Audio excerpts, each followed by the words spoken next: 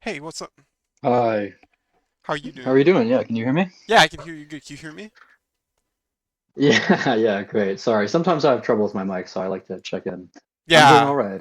What about yourself? yeah, I'm doing good. I'm doing good. D Glad did you have like to hear a it. Slippy files or anything that you wanted to work on today? I do have some Slippy files, but I also thought it might be worth it to go over some of those questions that you told me I should address. Uh-huh. Um, I wrote down some answers and thought about them, so I don't know. Up to you. Okay. What you think would be Yeah, best. I would love to hear that first.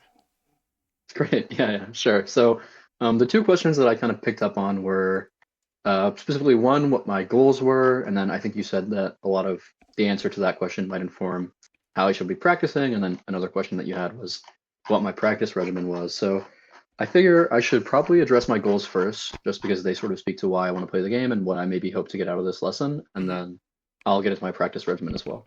Does that make sense? Yeah, that sounds great actually. Perfect.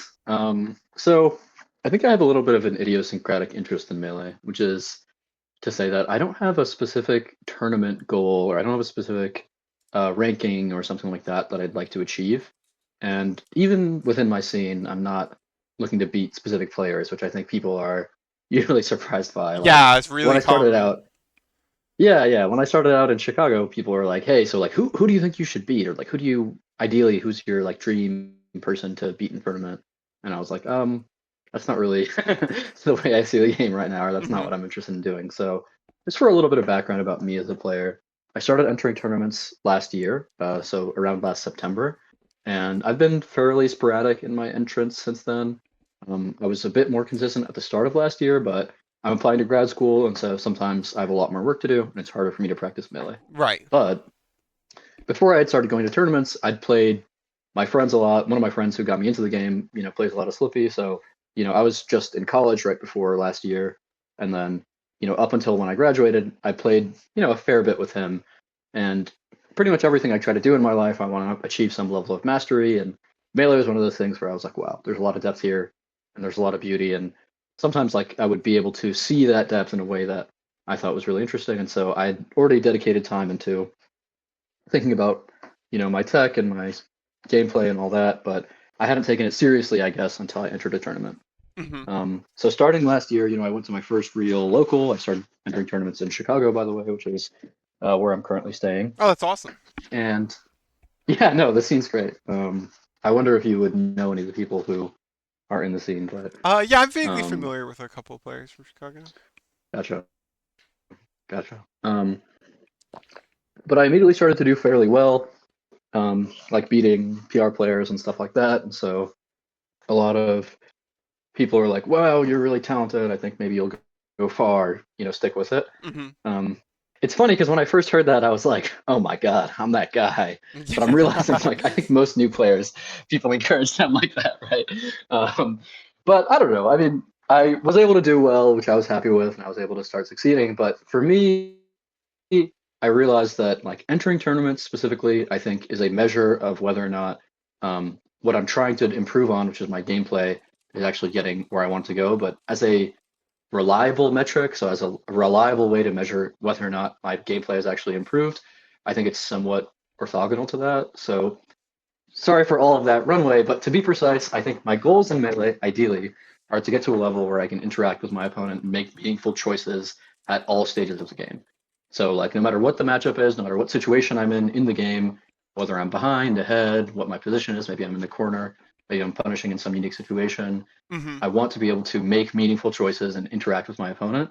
And for the most part, I think with people at around my level, I can usually do that in most interactions, but what I noticed was that when players are a lot better than me, they would expose my lack of understanding of a specific situation, and Right. often their ability to put pressure on me or to show me things that I don't understand would lead me to not really be able to interact with them, which kind of made me sad, but also it was beautiful in a way because it showed me like there's so much potential for me to learn and grow. And so, yeah, one of the more gratifying experiences I have in Melee is when I play somebody and I just get completely shut down and I feel like I don't understand what's happening, and then maybe I watch the VOD and practice the situation and Uncle Punch like I R-wing it, and then I get back to them and I play them and I'm able to play like a deep and interactive mix-up in that situation. Right. And so that really I'd say is like what I'm looking for out of the game.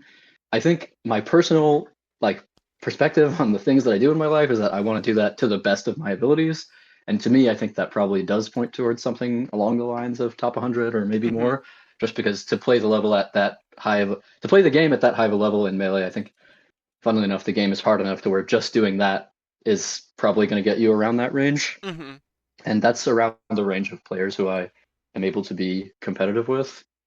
Um, but yeah, I'd say that's my goal. And I think one way in which that funnily manifested is I noticed myself start to feel frustrated with my tournament performance when I felt like it was diverging from my gameplay.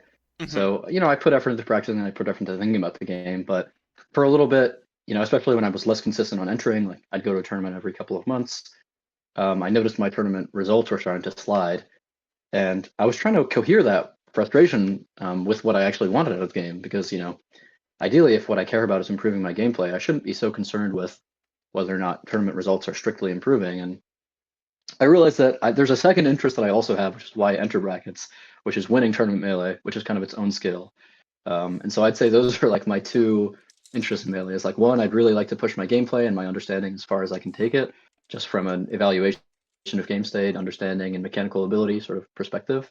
And then two, I think I do enjoy tournament melee, but it's a secondary goal that I try to make sure I'm being aware of when I'm evaluating. Hmm. Uh, because I think if you conflate evaluating your tournament performance with whether or not you're understanding or getting better at the game, that can have sort of deleterious effects on your mental health, Yeah. where maybe you're getting bad feedback about what's actually happening, right? Like you don't want to feel like you're getting worse, even though your gameplay is actually improving, just because you're evaluating it by your tournament performance. Yeah, right.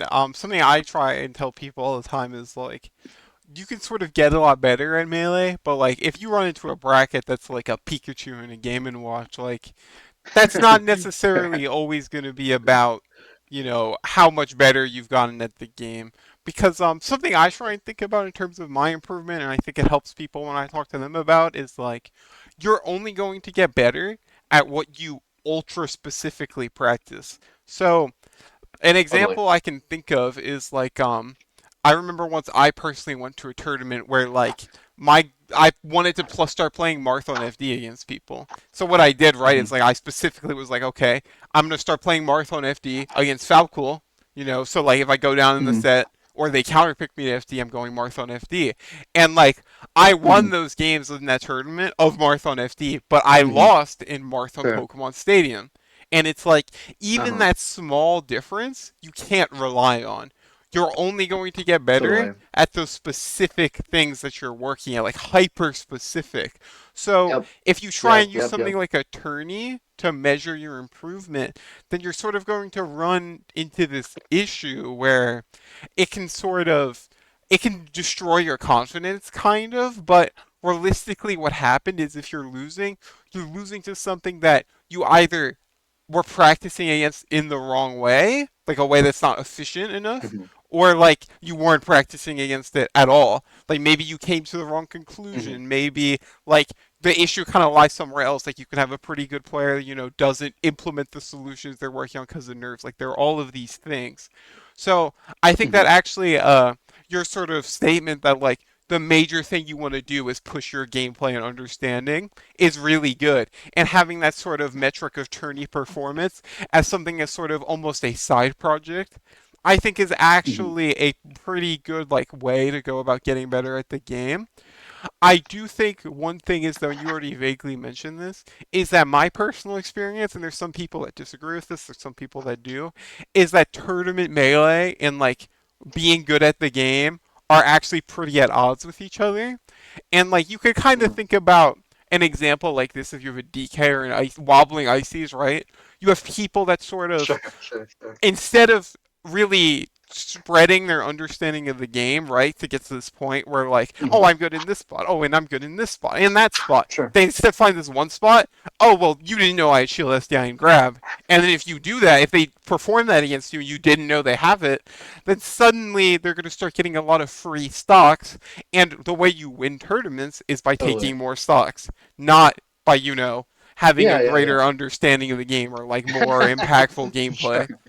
Yeah, yeah, yeah. Being able to play extremely deep interactions don't matter if you're just getting grabbed and killed out of some positioning. that you are typically showing them. Yeah, exactly. And I think you can think of that in your case too, where I would imagine. So this is like a read on the situation more so, but seeing how you Sure. think about things, I would imagine maybe you've lost a tournament set or maybe went close with somebody where you were like, oh, I could have maybe just like camped them. I could have like just lasered in the corner. I could have just spot dodged shine Yeah, more. yeah, definitely. Yeah, yeah, yeah. And it can become really frustrating, I think, when that becomes the case where like I really care sort of about playing, this game in a way that is like more interesting and more like it reflects my understanding more. But it can sort Hmm. of be at odds sometimes with performing in tournament. And I think it's really good for you to sort of notice that conflict that can happen because I do think it needs to be addressed somehow. And I think the way Definitely. that you go about that, and this is a lot of what my coaching with people tends to focus on, is a gigantic part of Melee is resetting. There are a lot of situations that if you play in the game, you will simply just get blown up for. Like if Hmm. you an example is like something I was literally practicing today is like if you're short hop aerialing in at a Pikachu that like is Hmm. fishing for an up air out of shield, then Hmm. maybe then you might like try and play that spot in another way. Maybe you're gonna try and grab him instead. You still get up aired. Maybe you're gonna try Hmm. and like shine him and like he kind of like up airs you on your way to shine him. Like there are all of these weird things that can just lose to one option that Yeah, it kind of isn't feasible to get good at every spot. But what is totally, feasible totally. is to learn the spots that your character especially excels in. And there's a part of it too, I think, where like the individual excels in, like they're particularly good at Hmm. this thing and to sort of apply that want to have a deep understanding and be really creative in that spot, but not as much every spot, if that makes sense. So you still sort Sure, of get that feeling that, totally. like, I would imagine that maybe you could agree with this that if you took that perspective that I sort of just fed you, where it's like, my goal is going to be to find these spots where my character thrives and to actually have a great understanding and like be really good at these spots, then it kind of sort of is going to fill both boxes of you. We're going to push your gameplay and understanding like you wanted and also push that tournament performance. Yes, absolutely. I mean, I think, by the way, I appreciate you saying all that. I think it was very lucid and it really speaks to what I'm interested in doing. But you're absolutely right that I've had situations where maybe I'm playing in bracket or maybe even I'm playing in friendlies and I'm like, wow, I feel like if I played maybe a little bit less, if I played maybe more one-dimensionally and tried to just abuse this one weakness I'm noticing, I would be able to do better. Yep. But I think conversely to most people who have that thought, that doesn't lead me to being like, this lamer is forcing me to do blah. Instead, I'm thinking like, okay, I'm clearly not doing a good enough job of exploiting this specific weakness. Otherwise, this player would either change their habits or like effectively lose immediately. So I That's completely great. agree with you. I think the goal as a melee player, we're playing the game to win, even in Hmm. friendlies, even when we're just, trying to figure things out and, take the four stocks, is to find those positions in which your character excels the most and ideally be able to use your movement or use your ability to read your opponent's intentions to position yourself such that you get to play out those interactions that are the most favorable towards your character. I don't have any game theory opinion about melee. I don't think the game is discrete enough to be able to quantize it in such a way. So I think when people say things like this character is lame or this interaction is unbeatable or like this repositioning is blah, camping is Yeah. powerful, all those things I think are effectively meaningless. Like they don't signal anything really. Yeah, I think I that's think true. we can speak meaningfully about like positions, specific positions. So I thought the Pikachu example you gave was great. Like, okay, if we are forced to interact with Pikachu in Shield, facing away, looking for upper outer shield. If we're forced to interact in one beat, what can we do in the remaining 60 frames if they are looking to react with up air in every situation, right? Yep. Like we could discreetly speak about that and say, oh, actually, it seems like Pikachu is very favored no matter almost what we select. Maybe that's due to the cues, like the reaction points are very obvious. Maybe that's just because he has really advantaged hitboxes in that position. Who knows? But when you find a situation like that, I think the onus is on you as somebody who wants to play an interesting game to reposition, to look for a position where now your character can excel and do well. And as long as I think you pick a relatively good character, that's doable. Falco can definitely do that. He Yeah, has more than enough absolutely. tools. So I totally agree with the way that you view the game. I think it's a really lucid one, and you're absolutely right. That would be helpful. Beyond that, the last thing I'll say on this, I think a big weakness of mine, because of the way I view the game, in such a way that I want to find outplays and I want find cool little things I can do in every position to make the interaction deeper, is that I really struggle with resetting. I Yep. really struggle with being willing to just reposition. If I feel like there's a path towards winning, like if I feel like there's some read I can make to win and beat the opponent in that position, I will often go for it. And I think that that is something that I would really like to work on. So the fact that you said a lot of what you work with is helping people learn how to reset, we might be a perfect pair. Yeah, I think that based on everything you're saying, that sounds exactly true.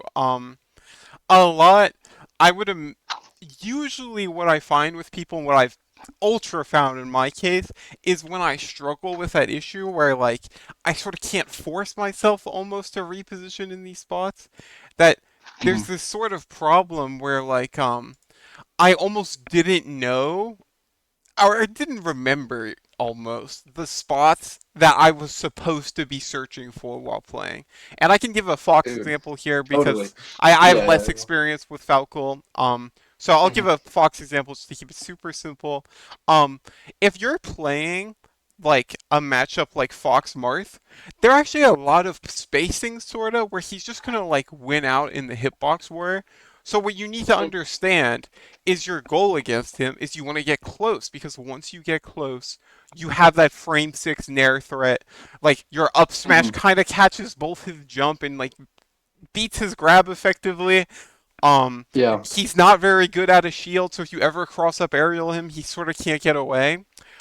So what I Mhm. do always is before I go to a tournament is I always write down my understanding of what I call, and I got this from fiction, my game plan.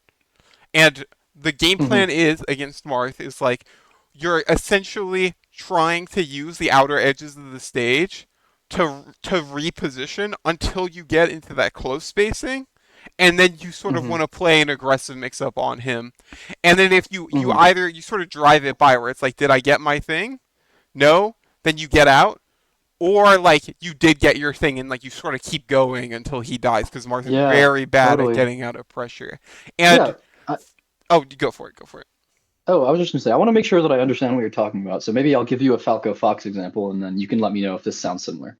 But I think one thing in Falco Fox that's difficult is that in the extreme close range, if we're assuming that we're playing off of take laser, so I've landed a short hop laser. Hmm. Um, Fox's hitboxes are faster than Falco's, and so often something like take laser, up smash, up tilt, running jump shine or dash jump shine, will be difficult for Falco to deal with.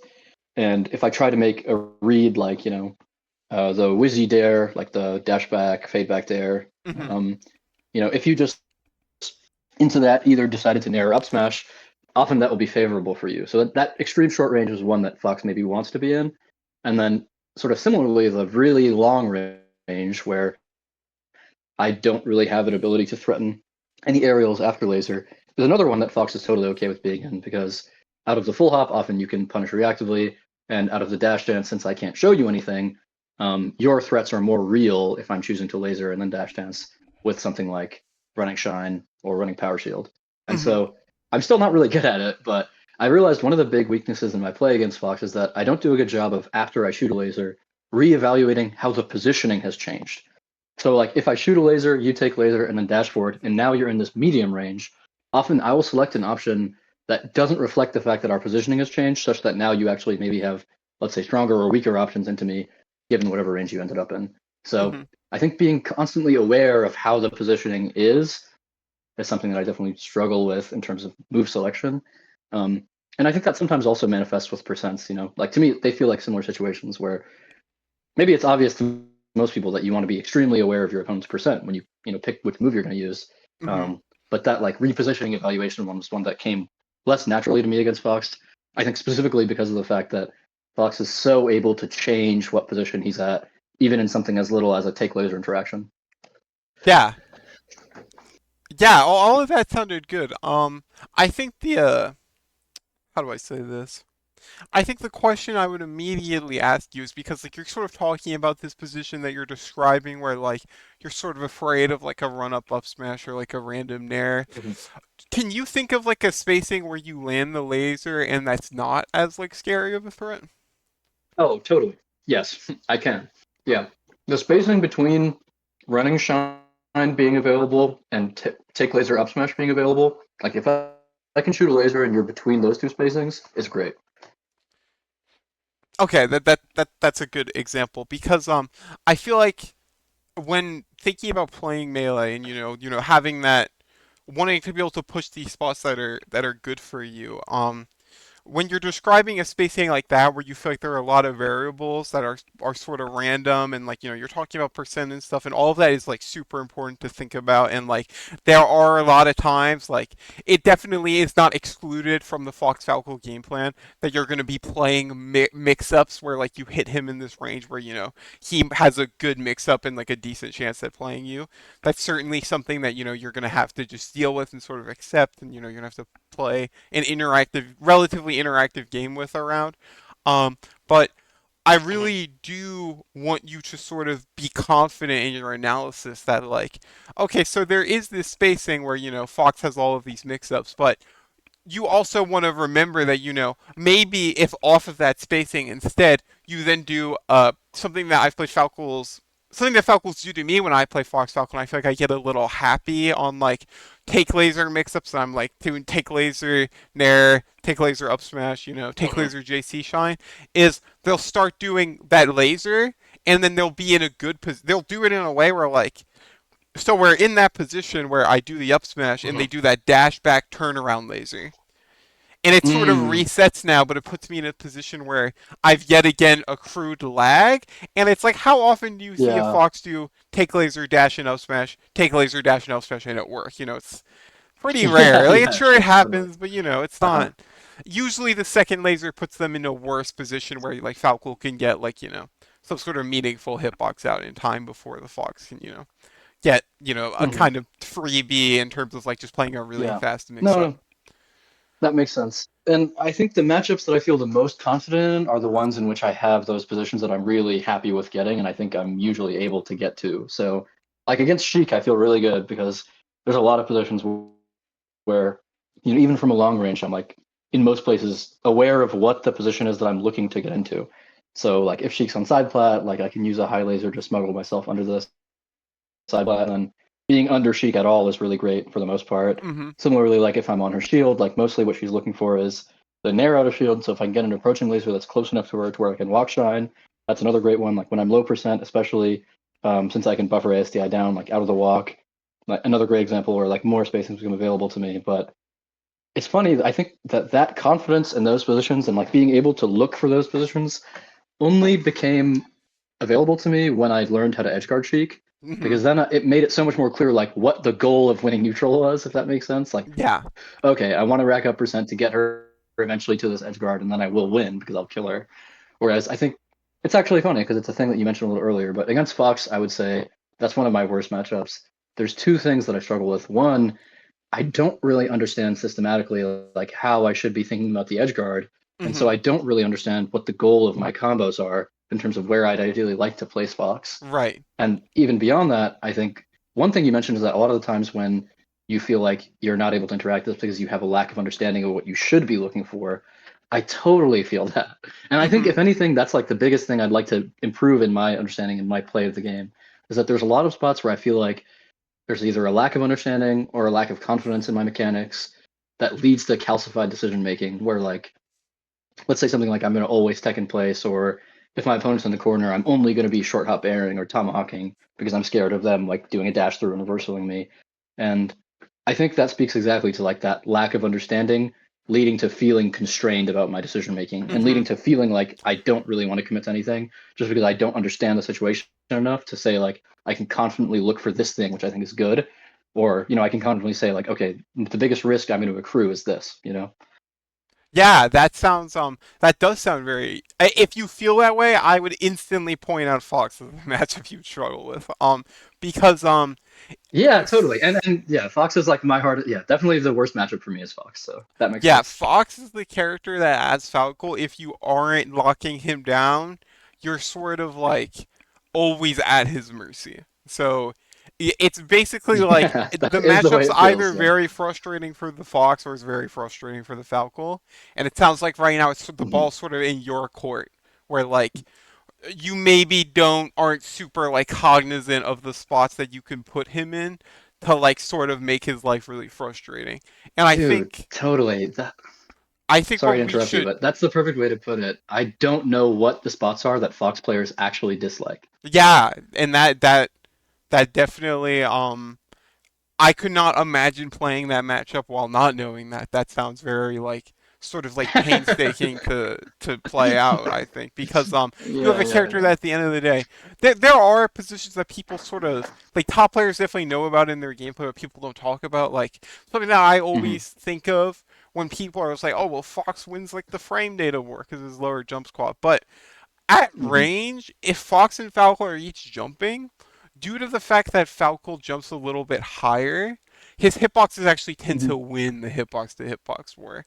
And Oh, there are all interesting. sorts of like sort of like niche situations like that where you're sort of going to see the Falco beats out the Fox that like the Fox players maybe feel but they're like not taught about kind of, and it's like I feel like what we should do, sort of like we've talked about your goals for the game.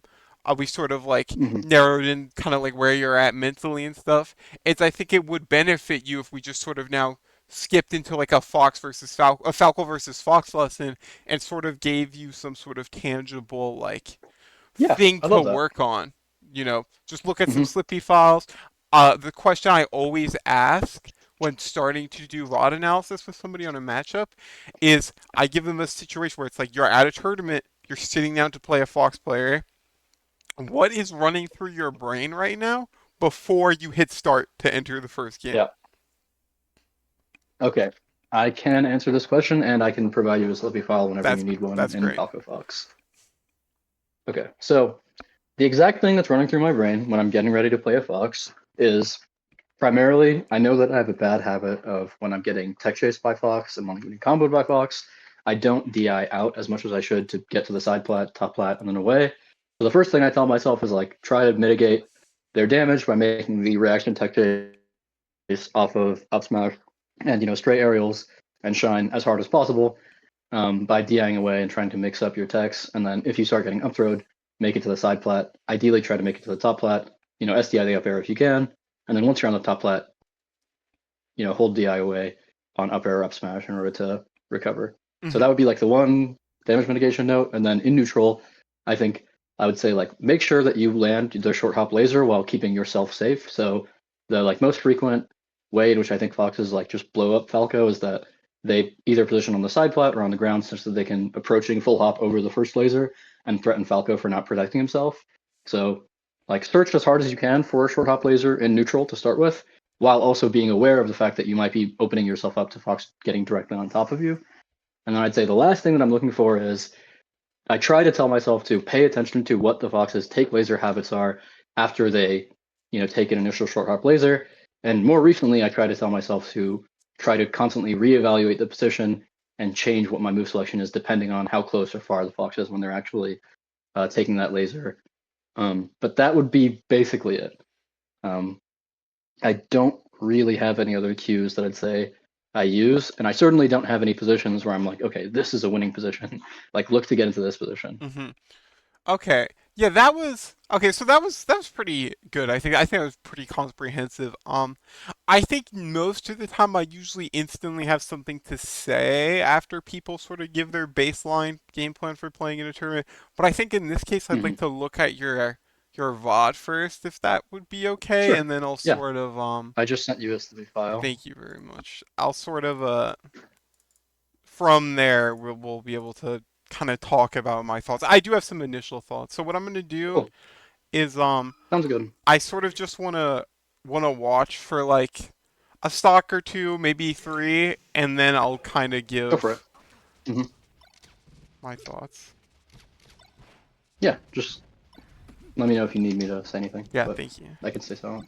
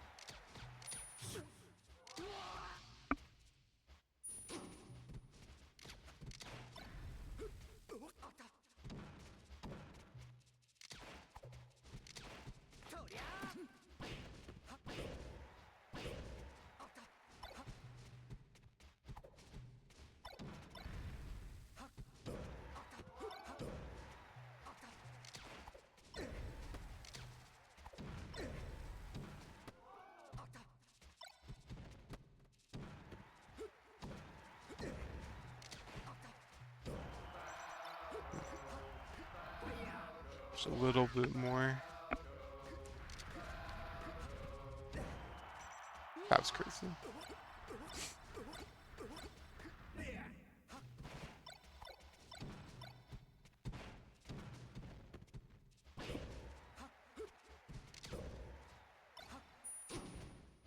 Guys, one more star. I think I kind of know already what I No want to worries. talk about, but I want to be Sure. sort of extra sure. I think your problems are pretty easily fixable. Oh, that was sick. Appreciate it.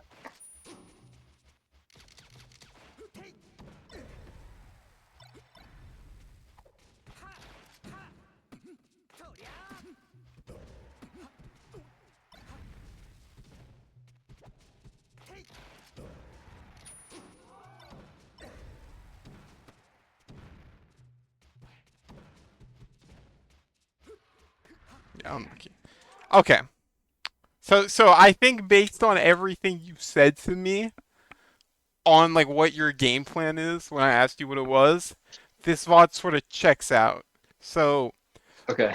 the thing that stuck out to me in like when you were like explaining what your game plan is, and like you already acknowledged Mhm. this, so it's a little redundant, is like there wasn't necessarily a goal in mind when you were talking about it. So I feel like for me, when I think about like good Falco players, like when I think of like Magi and Ginger, I feel like something that they have in common with each other is they lock the fox down. And I already kind of used that phrasing.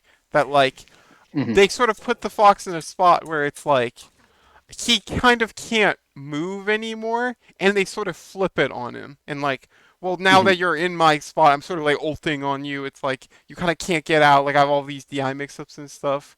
And I feel like what I'm Mhm. seeing in your game, it's in line with what we've been talking about in the way that there's not really any sense of control in your play. So like Totally. an Yeah. example I would see here is like I feel like if you're playing Falco and you're not starting your game with a laser, unless it's some Mhm. super high level, like you know this guy's gonna pivot power shield wave dash in, or like running power shield in there, or like drop shine Mhm. perfect wave dash like pressure you. Barring that sort of high level, like super out there, like I'm not good enough for something like that to happen. Like oh my god, I'm Sure. not. Um, I don't see why you wouldn't start here with a drop laser. And the reason for that, Mhm. and I'm not a good Falco player at all, I'm a terrible Falco player, but I do know Sure. a tiny bit just from like talking to like other Falcos and like, just watching that I think a baseline idea you want to have when you play against Fox is that you want to put him in some sort of frame disadvantage and you sort of want to pressure him like there's this sort of pressure plate effect where like as you push him he feels inclined to like do something to sort of get you off of him, and you already gave an example of that where you laser him close and he tries and up smashes you. And Mhm. even with this opener that you did, we actually get that sort of spot right here. There's pressure Yeah. on him here to try and do something. And as you can see, Mhm. he does this shine full hop. I Yeah. don't understand. And like, this is now where I want to go into like a base game plan that we're just gonna use this lens for the analysis here, but I encourage you to go and watch Fiction's first lessons with people where they talk about this matchup, and I'm sure he'll Mhm. give you a more coherent understanding of like what you're kind of looking for when like you want to like get good at Fox Falco, like what are the basics of it. But we're just gonna go with kind of vaguely what I'm gonna mention here. Your goal is to Mhm. put him in this sort of spot where he feels incentivized to take a swing at you. Basically, it's Mm. sort of like you're feinting at him, and like he thinks that he's gonna like kind of clap back at you for it. And Sure. you Sure. can do Sure. that with laser. You can do it where he does a bad aerial like this, and then you move. You sort of are just close to him. He's like, oh my god, I'm gonna get hit for doing this aerial." Um, Mhm. those are like the two most basic spots where it's gonna. There are other spots too, but we'd say also when he shields. So like we have three positions here Sure. that we're looking for. So he whiffed an aerial. He got tapped by a laser, or he's in shield. So we have three major spots where Mhm. where our goal is to like actually like bait him in those spots to take a swing at us. Um, Hmm. That's going to be our ultra basic game plan. It's not comprehensive. It's not necessarily the right way to play Falco, but we're just going to talk about it through that lens here. Um, Sure, sure. and keeping that in mind, once we see him do this shine, I feel like we should have been fishing here, given the percent, for a backer, because Mm. um, what's it called? Once you have a Fox at 0% in this matchup, right? Suddenly, Yeah. your knockdowns, like, they're not worth as much as they would be, if he was at, like, let's say 20. But I think it's actually a little bit lower than No, that. I Like, mean there's, zero is like explicitly horrible yeah, because even if you land a down air, he can countershine you, yeah. which sucks. So we want to tap him somehow, So yeah, right? yeah, So I see what you're saying. there's a couple of different Uh-huh. things we can do in this spot. A couple of different ways we can bait him to take his swing at us. The first one is, well, I'm Hmm. sorry, I'm kind of following the wrong train of thought here. For the 0%, we want to just tap him, right? And we just want to safely tap him. Yeah. Backer's pretty good. Um, I would say that it's probably the best one. Honestly, I've even seen Falcons grab him this spot. I don't know if that's good, but they do it because of some weird like down throw shine bullshit. Yeah. Um, what's it Grab is called? good. The down throw shine I think requires two SDI inputs if you're 0% and you have port priority. Yeah. So I there's all see these Jimmy things you using can it. do, right, to get him like out of the zero Hmm. percent range. So let's go on for a second and just assume, it's a 0% game plan right now. We'll sort of just like skip past. Now we have like a more Uh-huh. reasonable percent. And this is the next big spot I want to talk about. We actually see you do this here, but there's actually a little bit of an issue. Hmm. This spot, sure, you got your percent. Your goal in that position was to tap him with back air. And now, okay, if my Hmm. frame advance could work, thank you. Your goal in this position now, this is not you an advantage anymore. Right? We were talking about how aggressive you should be an advantage. This now is a bad Yeah. spot for you because it's simply just not in the plan I proposed. The plan I proposed revolved around you either him having whiffed something or him being hit by a laser or him being in shield. This is zero of those things right now. So our goal needs to be to Yeah, get yeah, yeah. away. And we can do that with Hmm. roll, we could do it with full hop. There's like all of these different ways we can do it. Even like something that Falco players do a lot too is they'll shine here, which is good. Hmm. Um, there are all these things, but instead you go for this sort of bad up tilt, right? And you can see that he hits you for Totally. it, and a more confident player Yeah, is going yeah, to yeah. get like a whole lot off of that. Um, Hmm. and now see though, this is the sort of spot that I actually kind of like how you play it first, where like your instinct here is right. You get tapped. I'm gonna escape. I'm gonna escape. This is not the position I want, and that's great. But look, then you swing at him, and he just catches Mm. you for it Yeah. when you can see none of these things that I've called out for being bad are in the plan at all. And the things that Hmm. I did call out for being good, right, with like that backer you did, that was actually Hmm. in line with the plan I proposed. So let's just go forward and sort of find another spot here. Your cheese in the corner. It's fine. It's not super worth. Oh wow, you moved that. Okay. I did want to say too. I think that a good way you could get ahead of the game, and I think I see this from 404 Cray the most out of any of the Falcons, is being a good ledge dasher as a Falco player is very very good. It's just sort of ahead of the meta in the way that most people don't respect ledge dashes. So in line with Yeah. that goal of So of doing well at a tournament, having good ledge dashes can sort of go very far. of course. Also, I think ledge dashes just make the ledge interactions more interesting. I Hmm. actually already, I mean, I didn't mention my practice regimen, but I only have one real practice regimen, which is that I do like 35 minutes of ledge dashing a day in the Oh morning when I really? wake up at like 7. Yeah, yeah, yeah. So in this game, this is like deeper into a session where my ledge dashes just weren't working. Hmm. And I hadn't had the time to like assess what exactly was going wrong. And so you probably saw less ledge dashing Yeah, in I here, don't think I've seen a but I do ledge singular. dash a lot, and I like ledge dashing. Okay, that's So I'm good. with you on that, and I think it's very, very underrated as Falcon. Yeah, it can be like literally you can be playing against a player that's like I don't know who this player is, but they don't seem particularly good. Like if you had good ledge, it isn't to make you hyper focus on it at all. I don't think you should, but I think it's good to practice consistently. But like maybe ledge dash Yeah, up till standalone could literally like solo this person. So because I don't see what they would do to beat sure. it honestly, and what I'm seeing here. Let's see some Yeah, yeah, more, yeah. find some more examples of spots where you think. Okay, so let's see this now. This is sort of a spot we talked about at the beginning.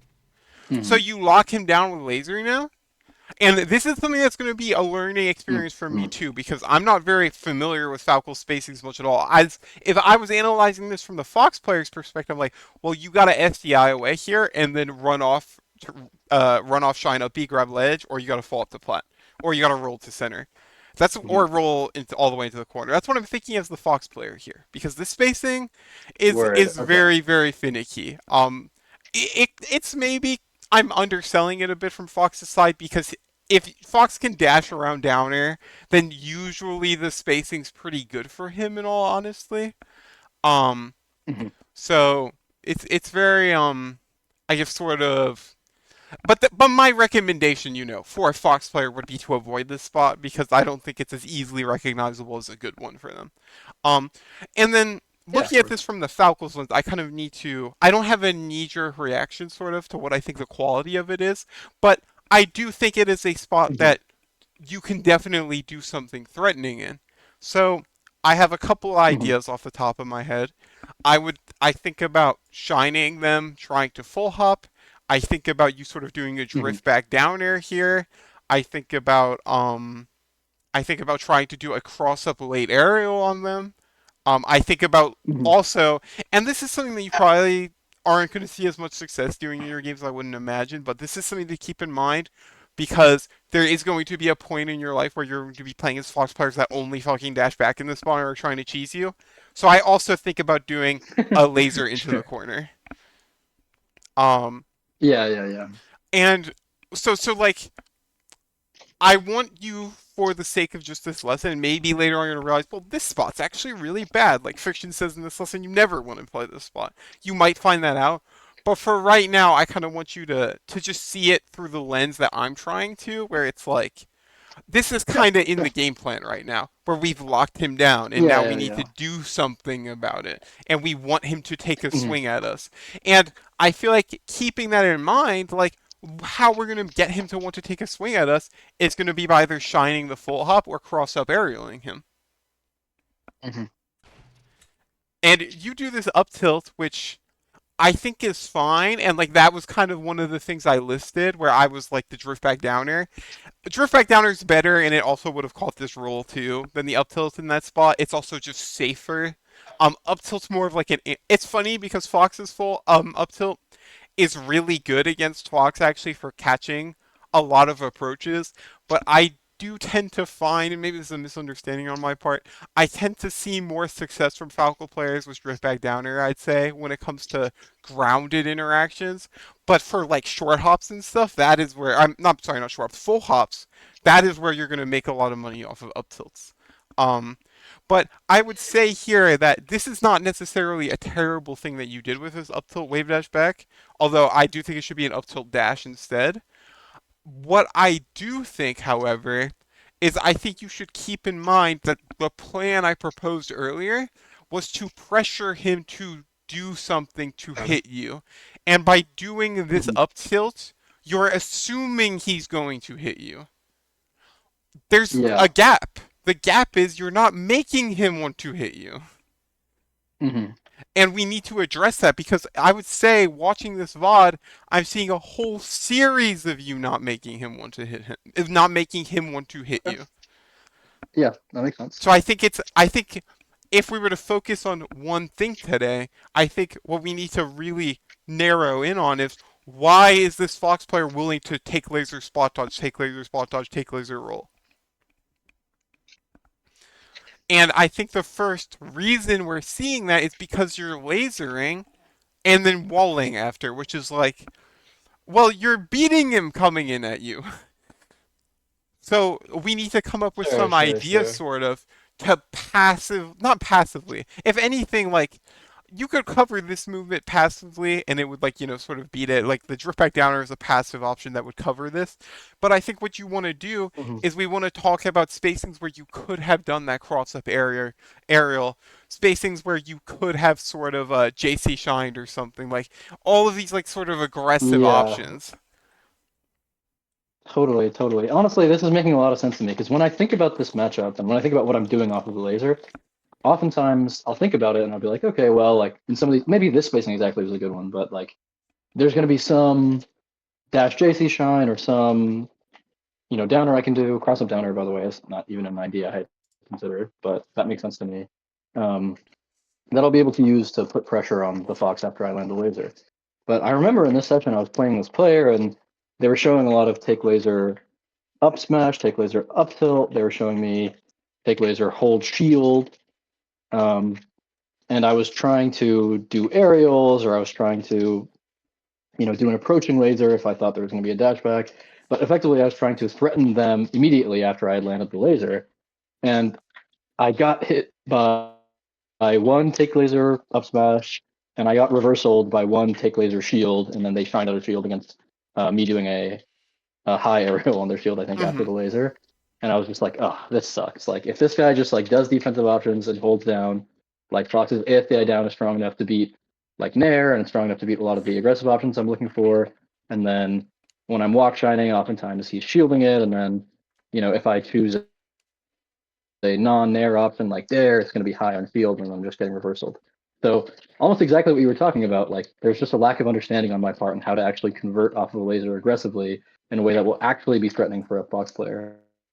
Um, so it makes sense to me that my play shows that because basically I think when I'm landing a laser, I'm like, okay, fuck, he's about to up smash me or he's about to take laser Nair. So now I need to wall and play defensively because I don't have a way to convert. Yeah, that definitely seems like the case.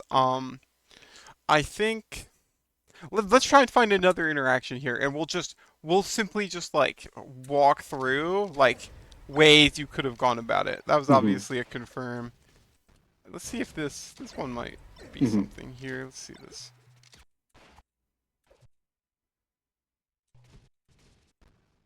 This was kind of far. I kind of want to find one that's a little more fluctuated. This one's a tiny bit more complicated. Try to find another spot here. Happens.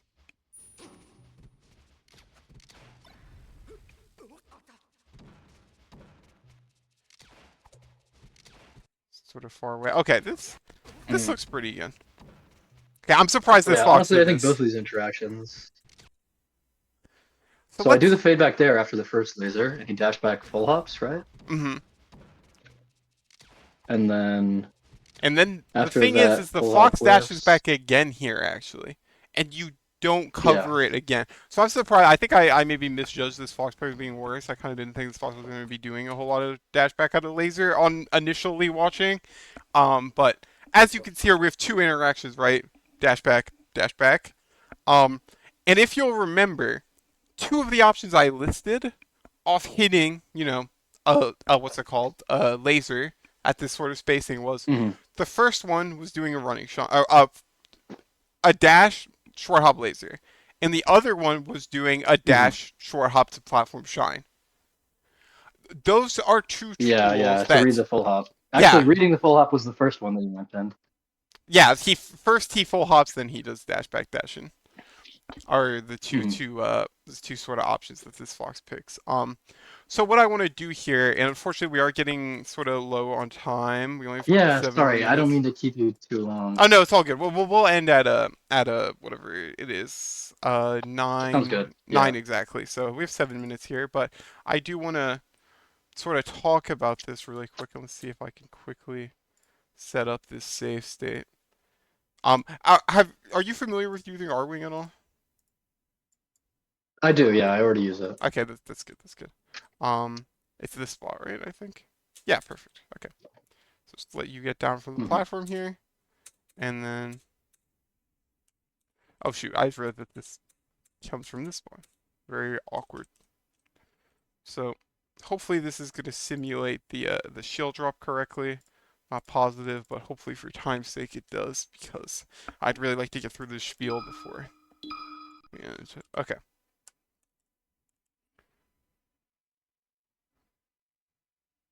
Okay, perfect.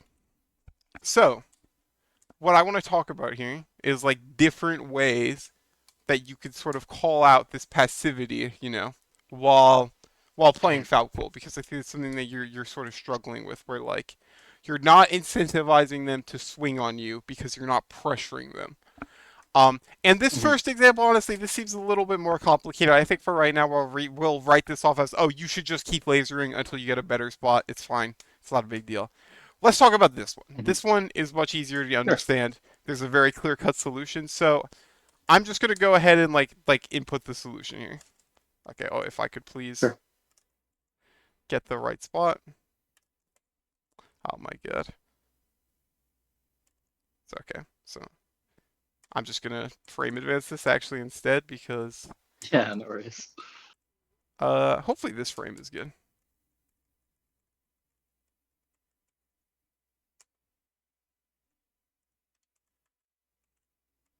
We can talk about this now. So instead of just, doing the same mix up twice here, where you're doing laser downer, I feel like, and you mentioned this right in your notes, you got to be jotting down sort of in your head, how am I going to be, calling out this player for, how they act off of laser. And I think the Hmm. way you do that with dashbacks with Falco universally is another laser, unless you've already locked them down in the spot right where they shield. And if you think Hmm. about it, and this is where Falco players really make their money as worse players, at that spacing, right? So this spacing right here, Hmm. dashback is most likely because the lower level Yeah. player is not going to assume that you're going to late near their shield. It's just not very likely. Another likely option, Hmm. right, is they're going to up smash you. And that makes the spot pretty scary, right? It's like a mix Hmm. up. And I, as a Fox player, like I love just up Yeah. smashing the spawn dash by being like, oh well, I'm now just gonna out punish you because I'm gonna win 33% of the time, right? Um, Sure. so you need to make a sort of assumption here on what they're thinking. And what you want to do Hmm. is you want to cover like one of those two options. Like, sure, you're going to get hit sometimes, but like that's the name of the game, right? It's like you do things that Hmm. cover certain things, and then sometimes you lose to these other things. So, what I think it will really help you to do is sort of tacking them with laser and then sort of coming up with a read like this after. And now you see how we're in that spot, how I mentioned in the game plan, like where you tap them with a close Hmm. laser and you're like, you sort of do an aggressive mix up on them. We've gotten to that spot now. Hmm. Like we're here. Like you can, Yeah, it's totally. 19%, so it kind of sucks a bit relatively, but like maybe you want to just F tilt and get more percent. Maybe you want to like walk forward to bait them to roll, and then because they think you're gonna grab, them, then you wave dash back shine. Like there's all of these things, right? That you are like you need to be Yeah, thinking yeah, yeah, about for definitely. pressuring them. Your gameplay right now, it feels very random. It doesn't feel very like it doesn't feel like it's towards like one general goal. And I feel like the way you need to address that is by sort of looking is first of all having that macro knowledge. And again, I really encourage you to look at a fiction lesson where he's talking to a new player about this matchup. I guarantee you he will bring up some sort of general game plan you use to fight against Fox.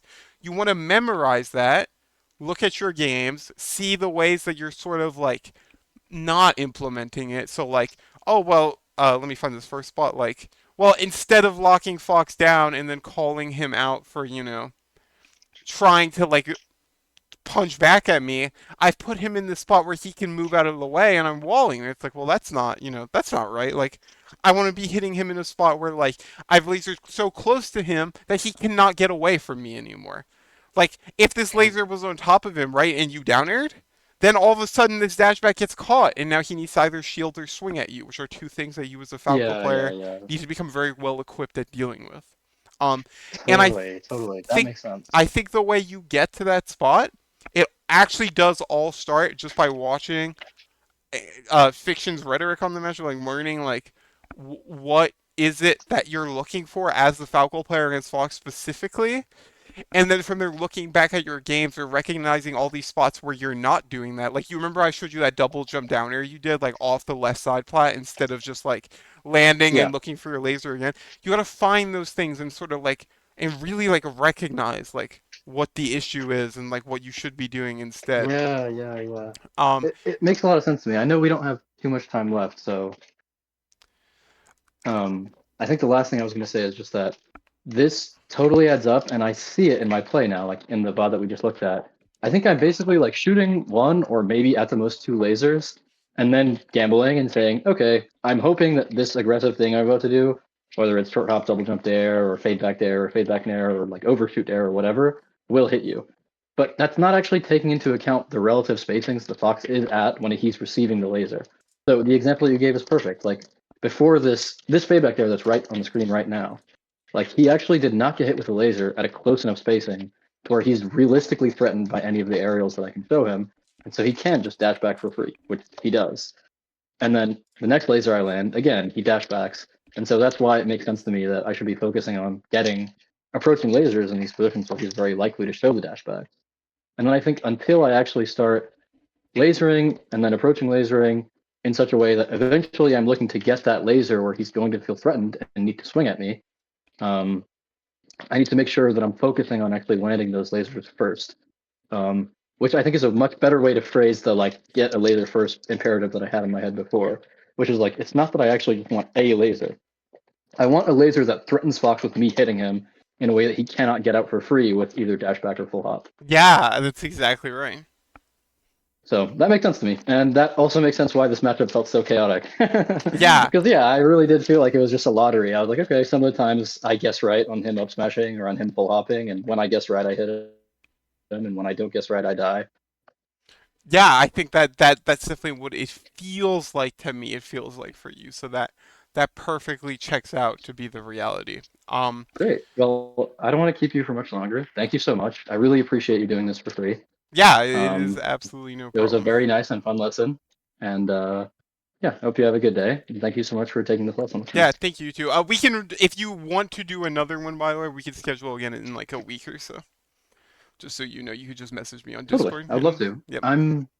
Yeah, yeah, yeah. I'm in New York next week, but I'll message you once I'm back. Awesome. Talk to you later.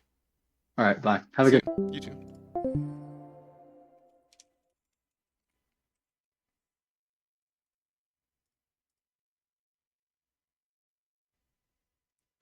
Okay, gonna be getting the next lesson ready here in a moment. Um, I feel like I'm like forgetting about something and oh, I do remember. I am forgetting something. Shoot, shoot, shoot. Um, you know what's weird is I feel like there should be a pop out thing. Docs. Was it this?